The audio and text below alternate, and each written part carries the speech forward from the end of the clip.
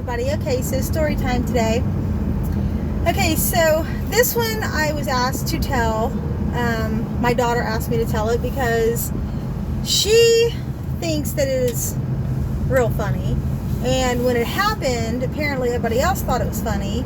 Me, on the other hand, I was quite livid. So this happened back when I was in high school. I believe I was a sophomore. And there was this boy in our class who we believe was gay. Now, it's not stereotyping or anything, but I have to mention that, and you'll understand why in a minute. So this boy, he had the characteristics of someone who is gay, and he had the mannerisms of someone who is gay.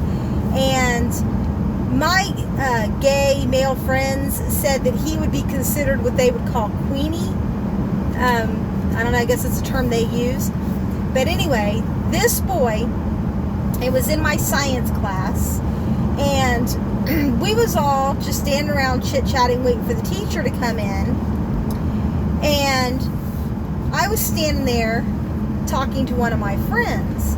And the teacher had this really long yardstick in her room. I don't know what it was for. I just know it was in her room. And he was just sitting there playing with it.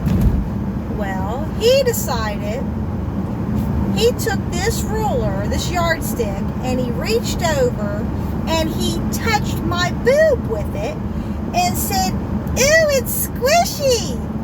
And I'll tell you, I got so mad. I grabbed that stick. I tried to get it from him. He should be glad that I didn't. And I cussed him out, said a few choice words, and said, "Don't you ever touch me again." And like I said a few choice words. And the class started laughing. My friend was even laughing, and they were laughing, and they said, "Why in the hell would you think it was squishy?" He said, "Well, because in movies," he said, "they always made it look as though, like they were bouncy. They, the way they do it." And he said, "So I just assumed I thought it was just going to spring back." He said, "But it didn't." Now,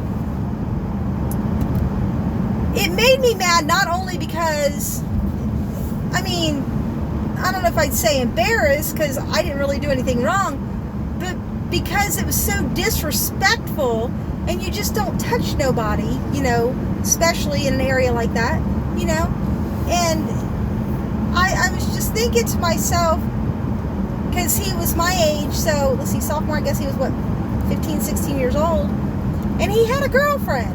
So I said, he made a comment, because I thought, he's got a girlfriend, why wouldn't he just, do that, and ask her to feel hers, or if he was any kind of, I just don't know what his purpose was. I guess curiosity.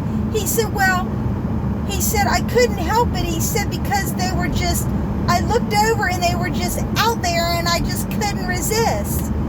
And I was like, and if I would have gotten that stick from your hand, I would have knocked you upside the head with it and said, "Sorry, I couldn't resist." But unfortunately, I wasn't able to get the yardstick from him when he did that.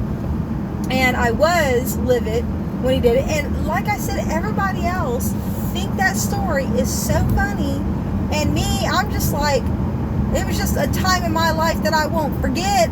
I guess partly because of what he said, but just because of the fact that he, touched my boob without, just out of nowhere. It was just out of the blue, and I was like, and it just made me so mad. I remember being so mad about it the entire day. And I think about it now,